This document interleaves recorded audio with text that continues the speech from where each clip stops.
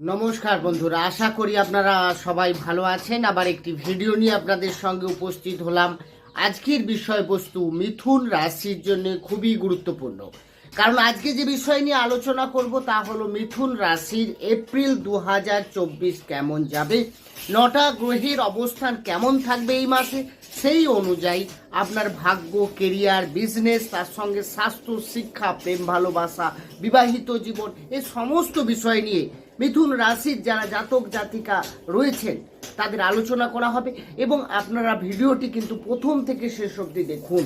দেখার পর দেখবেন আপনারও কিছু প্রশ্নের উত্তর এই ভিডিওর মাধ্যমে আপনি পেয়ে যাচ্ছেন। তাছাড়া যদি ভিডিওটি ভালো লাগে পারলে চ্যানেলটিকে সাবস্ক্রাইব করে আমাদের সঙ্গে থাকতে পারেন, এবং সাবস্ক্রাইব করলে পাশে থাকা বেল আইকনটি অবশ্যই প্রেস করে রাখবেন, কারণ এই ধরনের ভিডিও নোটিফিকেশন তাহলে আপনি সহজে পেয়ে যাবেন। আসি মেন আলোচনা। তাহলে যখনই এপ্রিল শুরু হবে আপনার রাশির সাপেক্ষে গ্রহের অবস্থান থাকবে অনেকটা এরকম, অর্থাৎ আপনার রাশির একাদশভাবে অবস্থান করে থাকবে বৃহস্পতি, বুধ। আপনার রাশির দশমে অবস্থান করে থাকবে রবি, শুক্র, রাহু। রাশির নবম ভাবে শনির সঙ্গে আপনার মঙ্গল, এবং আপনার রাশির চতুর্থভাবে অবস্থান করে থাকবে কেতু। বন্ধুরা, গ্রহের অবস্থান অনুযায়ী এই মাসে আপনার স্বাস্থ্য কেমন যাবে, স্বাস্থ্য বিচার করা হয় রাশির অধিপতি গ্রহের অবস্থান অনুযায়ী।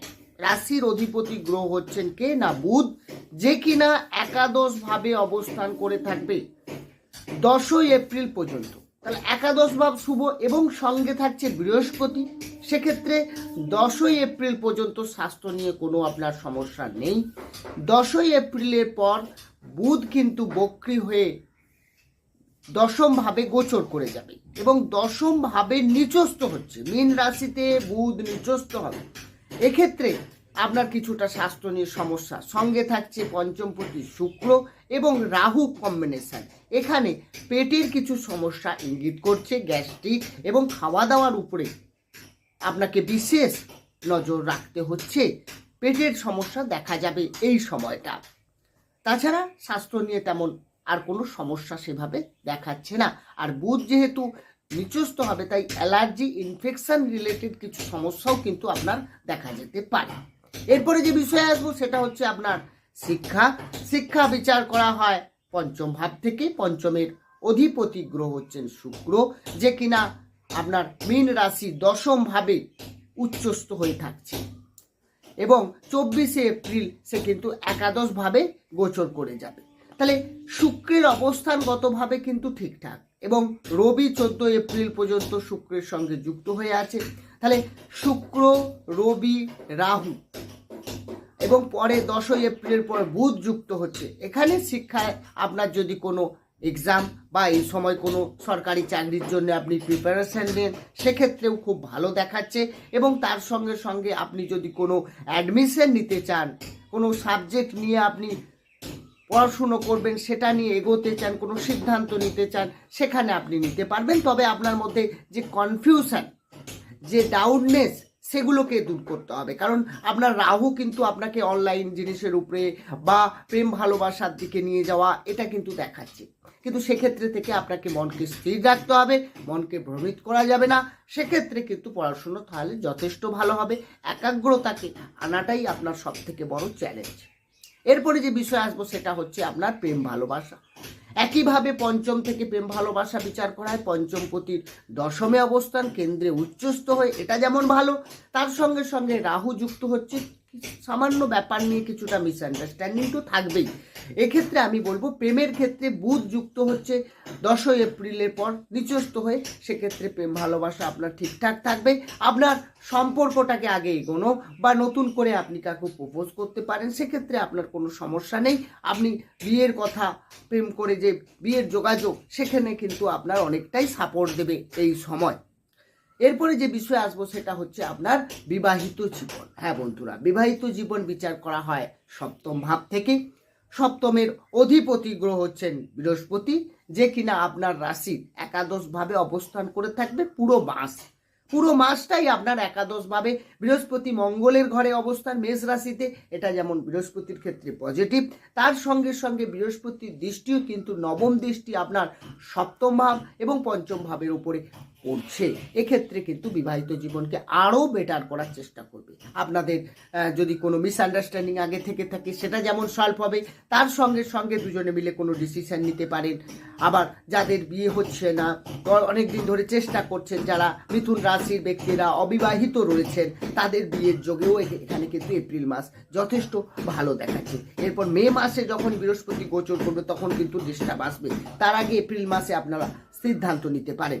এছাড়া আপনি যদি আপনার লাইফ পার্টনারের কোনো কেরিয়ারের কোনো কোশ্চেন থাকে, কেরিয়ার কেমন যাবে এরকম যদি প্রশ্ন থেকে থাকে, তাহলে এটাও কিন্তু দেখা যাচ্ছে কেরিয়ারের উন্নতি এবং তার ভাগ্যের উন্নতি। সব থেকে বড় কথা, আপনার যে সামনের ব্যক্তি লাইফ পার্টনার রয়েছে তার ভাগ্যের ডেভেলপ, এটা কিন্তু দেখাচ্ছে এই সময়। বন্ধুরা, তাই বিবাহিত জীবন নিয়ে কোনো সমস্যা এই মাসে থাকছে না। এরপরে যে বিষয়ে আসবো সেটা হচ্ছে আপনার ভাগ্য। হ্যাঁ, গুরুত্বপূর্ণ জিনিস। ভাগ্য আপনার লাক আপনার কতটা সাপোর্ট দেবে এই মাসে। হ্যাঁ বন্ধুরা, ভাগ্য বিচার করা হয় নবম ভাব থেকে। নবমের অধিপতি গ্রহ শনি, সে কিন্তু নবমেই থাকছে। তবে হ্যাঁ, মঙ্গল আপনার শনির সঙ্গে যুক্ত হয়ে নবমে অবস্থান করে থাকছে। মঙ্গলের এই নবমে অবস্থান কিন্তু ভাগ্যের ক্ষেত্রে কিছুটা বাধার সৃষ্টি হবে। আপনাকে কোনো গুরুত্বপূর্ণ ডিসিশন, বড় কোনো সিদ্ধান্ত নিচ্ছেন, কোনো কিছু পারচেস করতে যাচ্ছেন, আপনি একটু ভেবেচিন্তে করতে হবে, তাড়াহুড়ো করা যাবে না। কারণ শনি ধীর গতির গ্রহ এবং মঙ্গল হচ্ছে খুব স্পিডি।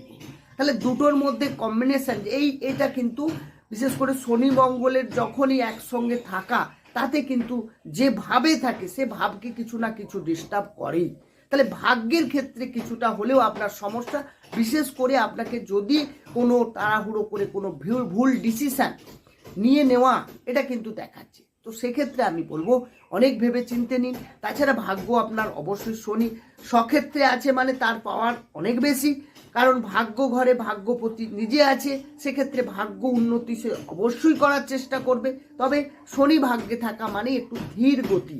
হ্যাঁ, সেখানে ভাগ্য একটু দেরিতে, আপনাকে একটু ওয়েট করতে হবে, একটু ধৈর্য রাখতে হবে, তাড়াহুড়ো করা যাবে না।